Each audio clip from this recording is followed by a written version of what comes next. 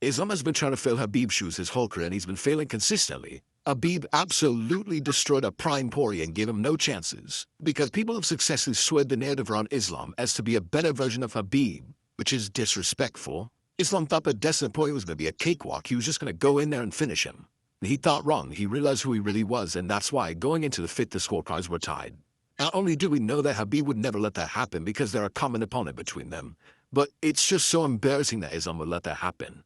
And the way Voob did Islam is not something that the better version of Khabib, which is one of the most dominant fighters of all time, would let happen.